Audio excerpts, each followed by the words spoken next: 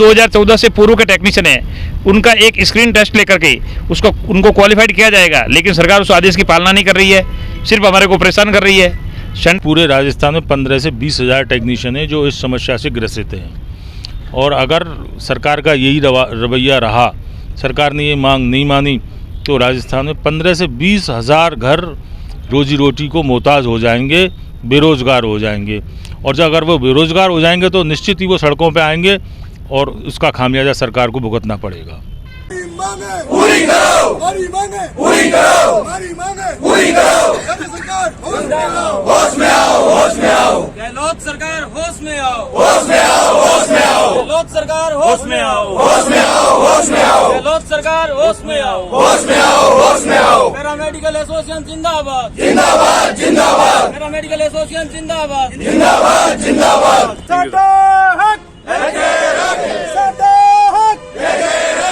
हम मौजूद राजस्थान की राजधानी जयपुर में, जहाँ पे आप देख सकते हैं कि शहीद स्मारक पर अभी सैकड़ों की तादाद में यहाँ पे प्रदर्शनकारी मौजूद हैं। अभी हमारे साथ में यहाँ प्रदर्शनकारी जो यहाँ के जो पदाधिकारी हैं वो हमारे साथ में मौजूद है। हम उनसे बात करना चाहेंगे। सर, आपका हमारे चैनल पर स्वागत है। मैं जितेंद्र शर्मा, प्रदेश अध्यक्ष, Rajasthan association of allied health professional technologist. Sir, जैसा कि आज आप ये प्रोटेस्ट कर रहे हैं, इतनी भारी संख्या में आपके यहाँ पे प्रदर्शनकारी मौजूद हैं, तो सर क्या है आपकी मुख्य डिमांड्स?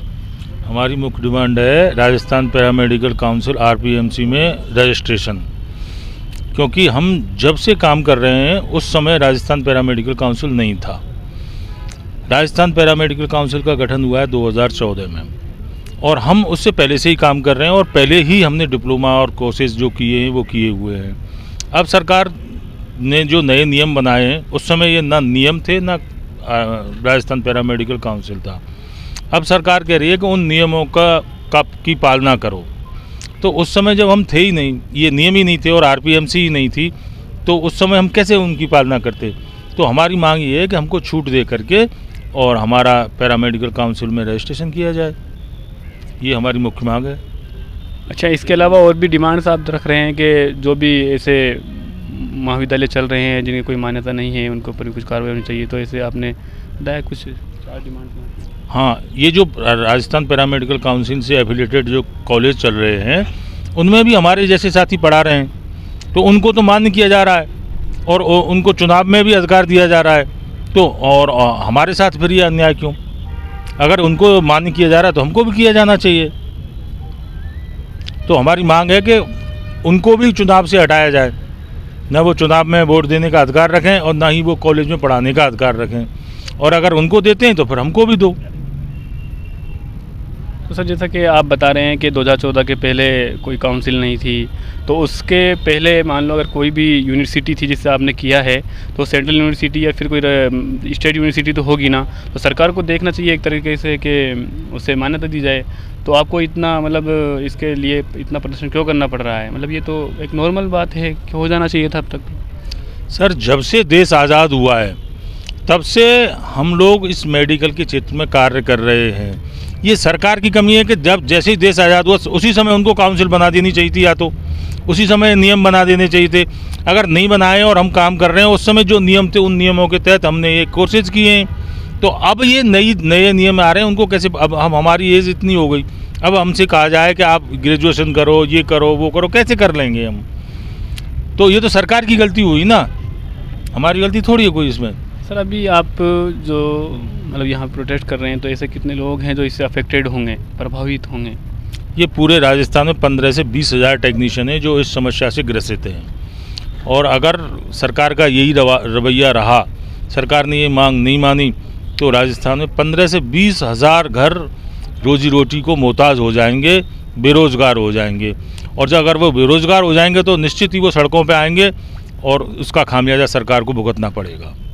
अभी हमारे साथ में और भी प्रदर्शन की मौजूद है जो भी यहाँ पे जो पदाधिकारी हैं, तो हम उनसे बात करना चाहेंगे। सर, आप इंट्रोडक्शन दीजिए और आपकी जो डिमांड्स बताइए आपने, तो उनको लेके आपका क्या कहना है? Indrajit Singh Rajpurohit, chairman state core committee रफट।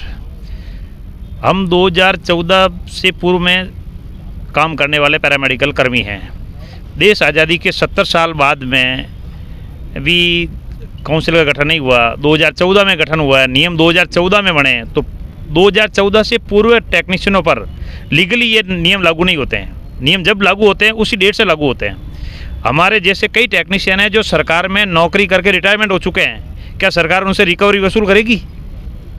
और दूसरा ये है कि हम 2010 से पहले 10वीं पास 9 महीने का डिप्लोमा सरकार खुद करवाती थी। आज 12वीं साइंस से 2 साल का डिप्लोमा करवा रही है, जो नए रूल्स हैं। अब सरकार कह रही है आप नए रूल्स के अंदर फॉलो करो। सरकार के अंदर आज भी पुराने रूल्स के अनुसार लगे हुए टेक्नीशियन नौकरी कर रहे हैं, वो सरकार को नहीं दिख रहा है। दूसरा उदाहरण बता रहा हूँ, जो नॉन रजिस्टर्ड टेक्नीशियन हैं, जब सरकार को मुख्यमंत्री निःशुल्क जांच योजना के अंदर टेक्नीशियनों की ज़रूरत पड़ी तो उनको संविदा पे लगाया और 5,000-7,000 रुपये में उनका शोषण कर रही है। और जब वो टेक्नीशियन परमानेंट नौकरी मांग रहे हैं तो कह रहे हैं तुम अनक्वालिफाइड हो, तुम 2014 के नियम फॉलो नहीं कर रहे हो। अब सरकार को पूछो जो तुम काम करवा रहे हो उसके लिए आपने क्वालिफिकेशन डेफिनेशन तय कर रखी है, उसके तहत सिर्फ संविदा के आधार पर उसको क्वालिफाइड मान रहे हो। और जब वो परमानेंट नौकरी मांग रहा है तो कह रहे हैं अनक्वालिफाइड हो। सरकार खुद ये तय नहीं कर पा रही है कि कौन क्वालिफाइड है और कौन अनक्वालिफाइड है। इसलिए हम सरकार से निवेदन कर रहे हैं कि जो भी 2014 से पूर्व के टेक्नीशियन हैं उन सब का रजिस्ट्रेशन करें। एक ज्ञापन के साथ में एक लेटर लगा हुआ है। 2019 में गवर्नमेंट सरकार ने एक ऑर्डर जारी किया था कि जो भी 2014 से पूर्व के टेक्नीशियन हैं उनका एक स्क्रीन टेस्ट लेकर के उनको क्वालिफाइड किया जाएगा, लेकिन सरकार उस आदेश की पालना नहीं कर रही है, सिर्फ हमारे को परेशान कर रही है। सेंट्रल गवर्नमेंट विभिन्न प्रकार के स्किल डेवलपमेंट कोर्स चलाकर सबको रोजगार देने के रूप में काम कर रही है। स्टेट गवर्नमेंट इसके विरुद्ध हमारा रोजगार छीन रही है। स्टेट गवर्नमेंट ने पूर्व में भी हमारे से 3-3 हज़ार रुपये के ड्राफ्ट लेकर रजिस्ट्रेशन के नाम पर और हमारे साथ चीटिंग कर चुकी है और हमारे सारे एप्लीकेशन खारिज कर चुकी है। तो हम आपके मीडिया के माध्यम से यही कह रहे हैं, जो 2019 का ऑर्डर निकला हुआ है सरकार के द्वारा उस ऑर्डर की पालना करें। हम एग्ज़ाम देने के लिए तैयार हैं, लेकिन सरकार जब तक एग्ज़ाम नहीं लेती है तब तक हमारे को निजी क्षेत्र में काम करने के लिए मान्यता दें। तो सर आपने जो बताया कि निजी क्षेत्र में काम करने की मान्यता दे, तो क्या आप निजी क्षेत्र में नहीं कर पा रहे हैं काम? आपको इतनी भी वो नहीं दे रहे? हमारे को वहाँ के लोकल CMHO बार बार परेशान करता है, ऑर्डर निकालता है कि आपकी लैब बंद कर देंगे, परेशान करता है। वहाँ से बार बार रिक्वेस्ट करनी पड़ती है, अप्रोच लगवानी पड़ती है, तब लैब चल रही है। कई लैबें बंद भी करवा चुके हैं वो। और हम यही चाह रहे हैं कि पूरे राजस्थान में सिमिलर एक तरह के रूल्स लागू हो। हम सरकार के सारे नियम पालन करने के लिए तैयार हैं, लेकिन सरकार 2019 के जो नियम है उनको भी फॉलो नहीं कर रही है। जो 2014 से पूर्व के टेक्नीशियन हैं, इसी प्रकार का पैरामेडिकल काउंसिल हिमाचल प्रदेश में 2019 में बना था। हिमाचल सरकार ने पूर्व के सभी टेक्नीशियनों का एक स्क्रीन टेस्ट लेकर उनको क्वालिफाइड किया और नए के लिए नए रूल्स लागू किए। हम भी कह रहे हैं समानता का अधिकार तय ये करें। राजस्थान के अंदर 1975 के अंदर फार्मेसी काउंसिल का गठन हुआ था। उससे पूर्व में जो भी लोग फार्मेसी का काम करते थे उनका 5 साल का अनुभव मानकर उनको रजिस्ट्रेशन किया था, जो आज भी दुकानें चला रहे हैं। उसके बाद में नए रूल्स लागू हुए थे। इसलिए हम ये कह रहे हैं कि 2014 के पूर्व के टेक्नीशियनों के ऊपर नए रूल्स लागू नहीं होते हैं। सर जी, मान लो अगर सरकार आपकी ये बातें नहीं सुनती है तो आगे आपकी क्या रणनीति है? आगे की यदि हमारी सरकार ये 4 मांगे हैं, जिसमें से एक मांग तो बता दी है, 3 और मांगे हैं, यदि ये सरकार हमारी मांग नहीं मानेगी तो राजस्थान, अभी हमारा ये सांकेतिक धरना था, 300-400 लोगों की परमिशन थी सरकार से, इसलिए हम इतने लोग ही आए हैं राजस्थान से। अब नेक्स्ट टाइम के अंदर यदि सरकार हमारी मांग नहीं मानेगी तो हम जयपुर के अंदर महाकुंभ करेंगे। उसके अंदर 15-20 हज़ार टेक्नीशियन राजस्थान के सारी लेबोरेटरी बंद करेंगे, निजी हॉस्पिटलों की लेबोरेटरी बंद होगी। सरकार के अंदर जितने भी संविदा के अंदर लगे हुए टेक्नीशियन हैं वो भी काम बंद करके आएंगे और महाकुंभ करेंगे। उसका खामियाजा सरकार को भुगतना पड़ेगा। सर, जैसा कि अभी आप बता रहे हैं कि टेस्ट देंगे, तो अभी मान लो कंटिन्यू आप काम कर रहे हैं और कोई अगर नया बंदा डिप्लोमा से आया है यहाँ पे DMLD करके 2014 के बाद में, तो फिर उसका अनुभव का भी तो कुछ पैमाना नहीं है कि जैसे मान लो कोई अगर 20 साल से काम कर रहा है और इसका कोई अनुभव ही नहीं है इसको, तो फिर उसको बड़ा मान लिया गया है, आपको छोटा मान लिया गया है। ये क्या है? यहाँ ये स्थिति है, जो भी राजस्थान के पैरामेडिकल काउंसिल के द्वारा चलने वाली कॉलेजें हैं उन कॉलेजों को नियमों के विरुद्ध मान्यता दी गई है। उनमें एक रूल्स था कि क्वालिफाइड टेक्नीशियन ही वहाँ उनका टेक्निकल टेस्ट का प्रैक्टिकल करवाएगा। जब सरकार 2014 के नियमों के तहत रजिस्टर्ड टेक्नीशियन को क्वालिफाइड मान रही है तो उन कॉलेजों में जो क्वालिफाइड टेक्नीशियन नहीं थे उनके द्वारा निकले गए सारे टेक्नीशियनों को डिसक्वालीफाइड करके उनका रजिस्ट्रेशन कैंसिल किया जाना चाहिए। दूसरा, जो भी वहाँ BSc किए हुए टेक्नीशियन हैं उनका पैरामेडिकल काउंसिल पहले रजिस्ट्रेशन नहीं करती थी और उनको वोट देने का अधिकार दे दिया, उसको टीचिंग करवाने का अधिकार दे दिया, लेकिन एक लैब में काम करने का अधिकार नहीं दिया। तो मतलब गुरु है वो अनक्वालिफाइड है और उसका निकलने वाला शिष्य है वो क्वालिफाइड कैसे हो सकता है लीगली? ये सरकार की रणनीति है। अभी भी सरकार नए रूल्स लेके आई है, उसमें बीएससी वालों का रजिस्ट्रेशन कर रही है, एमएससी वालों को छूट दे दी है कि किसी भी कॉलेज के अंदर एमएससी किया हुआ टेक्नीशियन है, चाहे वो किसी भी संस्थान से हो, उनको रजिस्ट्रेशन नहीं है, वो टीचिंग करवा सकता है लेकिन वो लैब नहीं खोल सकता है, उसका रजिस्ट्रेशन नहीं करेंगे।